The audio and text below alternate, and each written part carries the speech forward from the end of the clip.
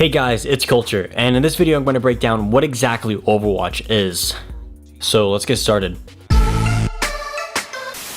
Overwatch is Blizzard's newest game, and it's been deemed as a class-based FPS, very similar to TF2. However, I've seen it also compared with MOBAs, such as Dota or Heroes of the Storm. Although I think it's more along the lines of an FPS, there are definitely some similarities. So we're going to talk about the classes first. There are a number of different classes or heroes to choose from. There are 15 right now, but every few months Blizzard has, announced or released a new hero.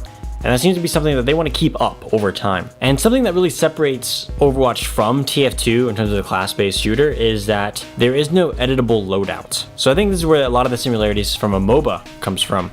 Each hero has a set of abilities, one of them being an ultimate ability that you charge up over time, either by dealing damage or healing or taking damage, depending on your role. There are 4 different roles in Overwatch. There is offensive, defensive, tank, and support. As I said, each hero has a set of abilities while having the basic FPS, gun melee mechanics. We're gonna look in depth with one character in particular, Tracer, who has 3 abilities.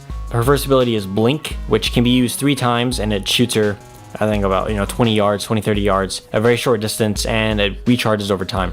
Each charge recharges over time. Her other ability is Recall, which shifts her back in time 3 seconds. And her ultimate ability is a Pulse Bomb, which is pretty much just a huge damage AoE ability. Along with the lines of abilities, there isn't a limit to how many abilities each hero can have. Some heroes have more abilities. They have, 3, whereas some have 5. And I think this is important because it allows for a lot more freedom with the character design. You're not locked into a specific formula of, each character has to have 4 abilities.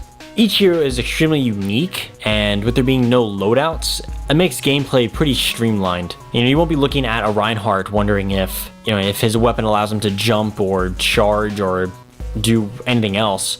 You'll always know that Reinhardt can charge. That is his kit. Nothing can change that. And that's true among all the heroes. Now, Blizzard made it very clear that they don't want to give sprint to everyone. Sprint is defined with its own character. The ability, that character 76 has sprint. That is his movement ability.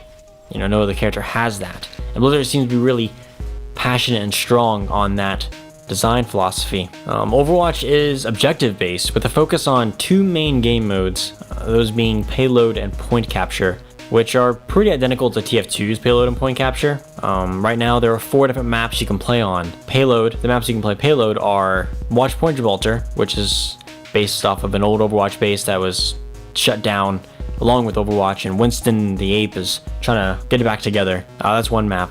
King's Row is a futuristic London. It looks really cool. And then the game mode of point capture is playable on the Temple of Anubis, which is like a techie type of Egypt, so that looks pretty cool too. And Hanamura, which is a mixture of future and a more traditional style of Japan. These matches are played in a 6v6 format with no real limit to team composition. So in other words, both teams could have 6 Tracers if they wanted. If they hit, that's the path they chose. You could have 12 Chasers on a map, blinking around. It'd be really hard to kill people, but you can do that. You can also change your hero mid-match, so you don't lock into a hero. On the fly, with the push of a button, you can change from a Tracer to a Reinhardt, and there doesn't seem to be really a penalty with doing that, besides you lose your charge for your ultimate ability.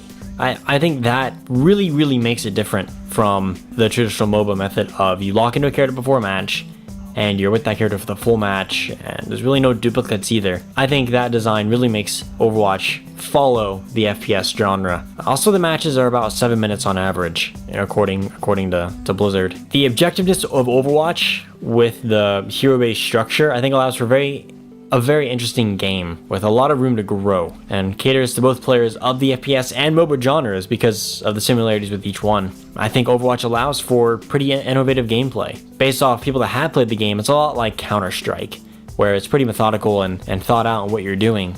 Based off when I look at the game, it seems to be a mixture of Counter-Strike and Call of Duty and TF2. It seems to be a mixture of those 3 games with the team-based objectiveness of Heroes of the Storm. I haven't played it personally, but based off all the gameplay videos and what everyone said, that's my deduction.